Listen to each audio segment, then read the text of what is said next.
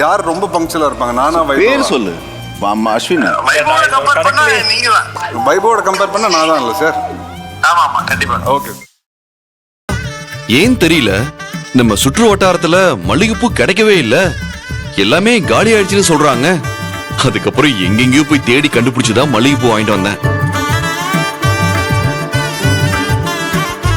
நான் உங்களுக்கு 3 தடவை கால் பண்ணேன், ஏன் நீங்க அட்டனே பண்ணல? நீ கொஞ்ச நேரத்துக்கு முன்னாடி தானே காலே பண்ண.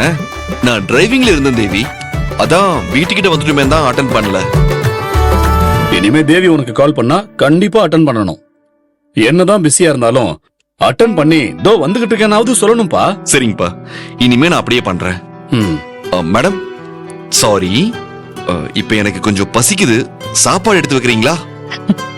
நாங்க சாப்பிடலாம்.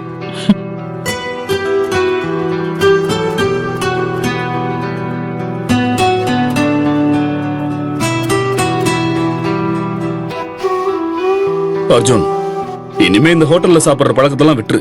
அது உடம்புக்கு நல்லது இல்லப்பா. எவ்வளவு லேட் ஆனாலும் வீட்டுக்கு தான் வந்து சாப்பிடணும், புரியுதா? சரிங்கப்பா.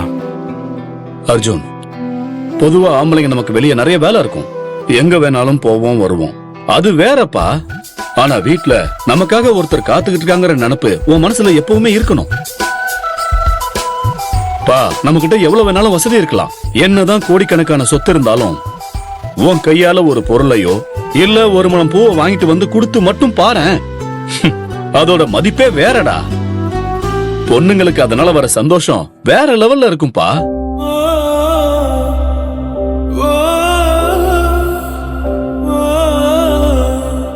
இந்த பார், அதெல்லாம் எவ்வளவு பணம் காசு கொடுத்தாலும் வாங்கவே முடியாது. அப்பா இருங்கப்பா, நீங்க இவ்வளவு பேச வேண்டிய அவசியமே இல்ல. நான் சத்யாவுக்கு மல்லிகைப்பூ வாங்கிட்டு வந்துட்டேன்.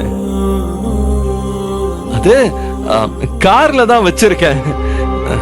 டேய், அது எதுக்கு கார்ல வச்சிருக்க? அது நான் வீட்டுக்கு வரும்போது நீங்க அண்ணியெல்லாம் இருந்தீங்களா, அதான் நீங்க எல்லாரும் கிண்டல் பண்ணுவீங்களோன்னு நினைச்சு கார்லயே வச்சுட்டு வந்துட்டேன்ப்பா. டேய், அதுக்கு நாங்க ஏன்டா கிண்டல் பண்ண போறோம்? உன் ஒய்ஃப்க்கு தானே பூ வாங்கிட்டு வந்து கொடுக்க போற. இதெல்லாம் சாதாரண விஷயம்ப்பா. இப்போ அபி தேவிக்கு பூ வாங்கிட்டு வந்து கொடுத்தான்ல, அது மாதிரி தான். போ, பூவை எடுத்துக்கிட்டு வந்து சத்யாட்ட கொடு.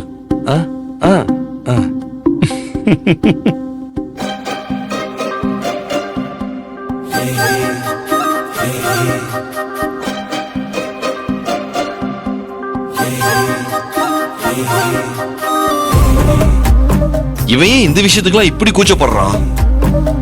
எல்லாரும் உங்களை மாதிரி இருக்க மாட்டாங்க, சாப்பிடுங்க. சரி.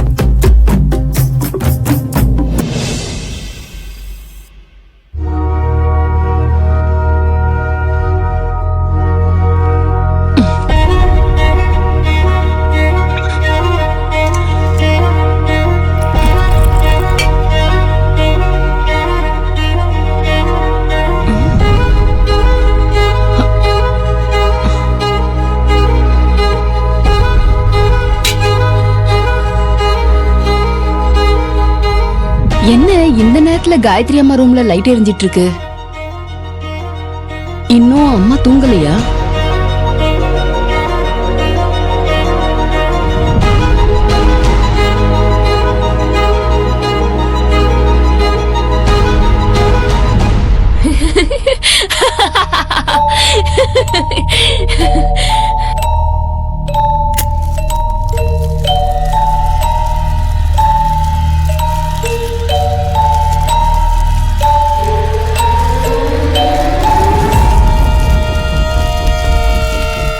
சாரி தேவி, நீ இன்னசென்ட் தான்.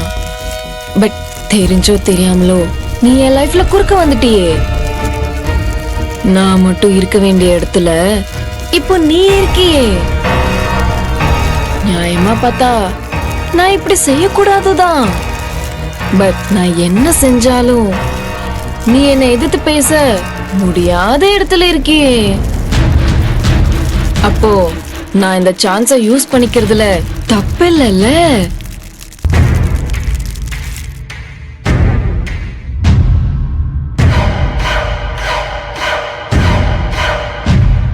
அபி எனக்கு கிடைக்கிறதுக்காக நான் என்ன வேணாலும் செய்வேண்டி.